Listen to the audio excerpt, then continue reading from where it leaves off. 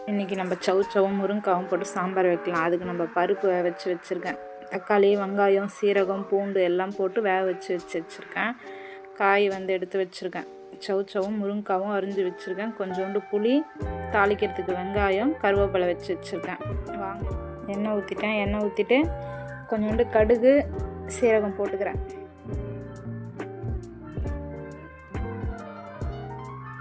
போட்டு கொஞ்சோண்டு காஞ்ச மிளகாவும் கருவேப்பிலையும் போட்டுக்கிறேன். போட்டுட்டு அந்த சின்ன வெங்காயம் போட்டு நல்லா வதக்கிட்டு அதுக்கப்புறம் கொஞ்சம் பெருங்காயம் கொஞ்சம் போட்டுக்கலாம். அதுலேயே போட்டு வச்ச சவுச்சவும் முருங்காவும் போட்டு கொஞ்சம் நேரம் கலக்கலாம். கொஞ்சம் நேரம் கலந்து விட்டுட்டு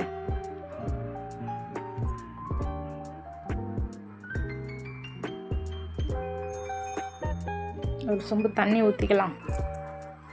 காய் வேகிறதுக்காண்டி ஒரு சொம்பு தண்ணி ஊற்றிட்டு கொஞ்சோண்டு கல் உப்பு போட்டு கொஞ்சம் மிளகாத்தூள் கொஞ்சம் போட்டு கொஞ்சம் நேரம் காய் வேகிற வரையும் கொதிக்கிட்டோம்.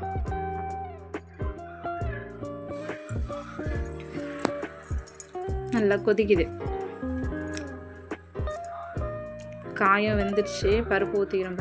நம்ம கடைஞ்சி வச்ச பருப்பு ஊற்றிட்டு நல்லா கலந்து விடலாம்.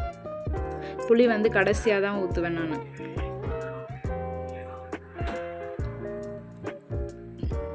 நல்லா கலந்து விட்டுட்டு உப்பு காரம் எல்லாம் பார்த்துக்கலாம். கொதிக்குது. இப்போது புளி ஊற்றிக்கலாம்.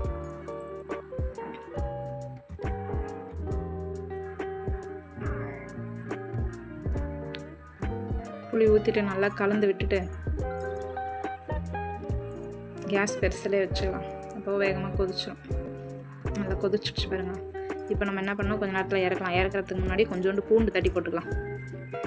இப்போ நல்லா வாசனையாக இருக்கும். கடைசியில் பூண்டு தட்டி போட்டு ஆஃப் பண்ணுறப்போ அவ்வளோதான்.